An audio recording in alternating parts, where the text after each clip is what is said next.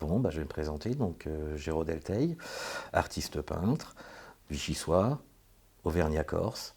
Et donc maintenant, ça va faire une dizaine d'années que je suis dans le circuit de l'art en galerie.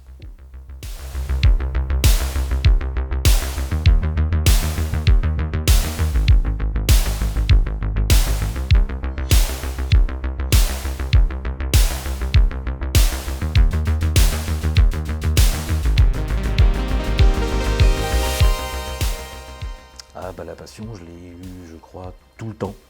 Tout le temps. Mes parents m'ont toujours dit que j'ai toujours dessiné. Donc voilà, la passion, ça a toujours été là, depuis l'enfance. Mais vraiment depuis tout le temps, tout le temps, tout le temps. Et puis ça m'a suivi toute ma scolarité, ma jeunesse, mon adolescence. Et dans le milieu professionnel jusqu'à maintenant. J'ai jamais arrêté. Alors après, il y a eu différentes choses qui se sont faites. J'ai eu plusieurs phases, plusieurs types de travaux, mais il n'y a eu jamais d'arrêt. T'es passé par quoi comme phase? Ah, bah, les phases, ça a été les petits dessins, apprendre les techniques. Donc ça a été les encres, les pastels, les types de peinture, les choses comme ça déjà, apprendre les différentes techniques.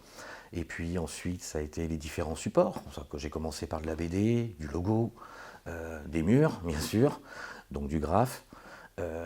Et puis pour en arriver au casque de moto, coque de bateau, différents supports au roulant. Et puis pour finir sur des toiles.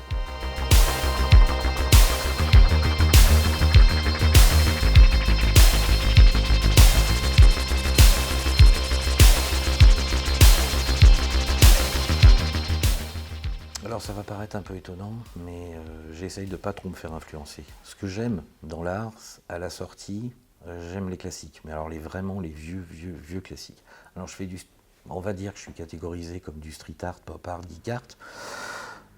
Au point de vue artistique, j'adore la peinture Renaissance, donc l'hyper classique. Donc ça peut se voir sur certaines de mes toiles.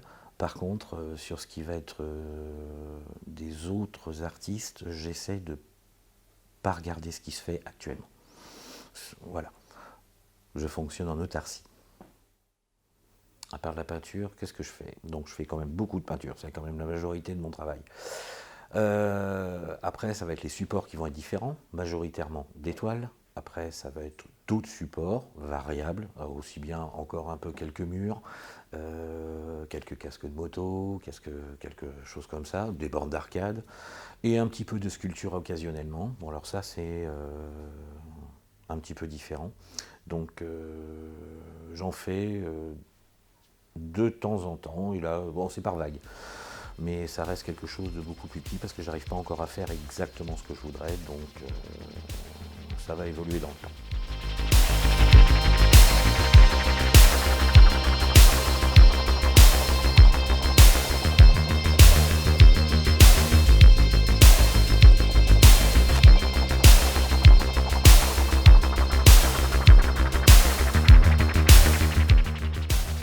Mes projets à venir.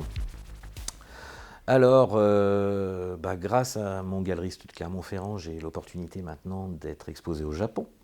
Donc, depuis maintenant un mois, donc là c'est tout nouveau. Donc, j'espère, et mes projets sont de pouvoir exposer dans plus de pays, donc c'est-à-dire sur plus de continents. Donc le côté asiatique, on commençait par le Japon, peut-être d'autres pays asiatiques, et puis pourquoi pas les États-Unis, sur lesquels j'ai été faire quelques one-shots, mais arriver à avoir un marché ouvert à plein temps là-bas également. Et puis bien entendu essayer d'accroître un petit peu sur le marché français et européen aussi.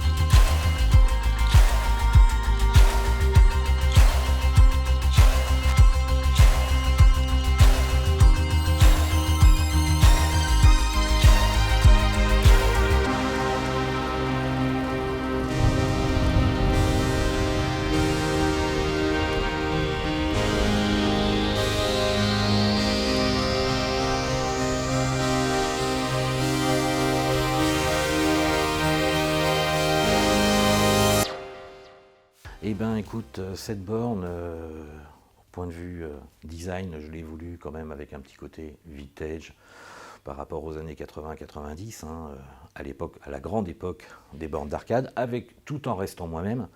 Donc je suis resté sur un graphisme où un personnage féminin principal, un petit côté au street art où il y a une petite bombe de peinture en bas, c'est quand même un petit peu, quand même un peu ma marque de fabrique. Pour ce qui va être du décor général, bon, un côté un peu spatial, avec des jeux d'une certaine époque, des années 80-90 toujours, avec, ça va être du Pac-Man, du Space Invaders, de l'Arcanoid, des choses de ce genre, avec ce côté un peu spatial, donc ce qui donne un petit peu ce côté vintage avec des bonnes vieilles couleurs. Pour ce qui est du lettrage qu'on peut voir devant et sur les côtés, avec le petit jeu de mots, le petit joke, pour expliquer que ça reste une bonne action malgré tout de jouer avec cette borne d'arcade, des graphismes et des lettrines qui sont aussi de cette époque-là. Et puis pour la façade, quelque chose aussi de classique, avec aussi des lettrages d'époque des années 80-90 que tout le monde a pu voir sur des bornes d'arcade ou carrément sur les jeux avec un peu de pixel art. Et puis un bon vieux Pac-Man avec une bombe de peinture entre les dents, histoire de garder un petit peu ce côté street art.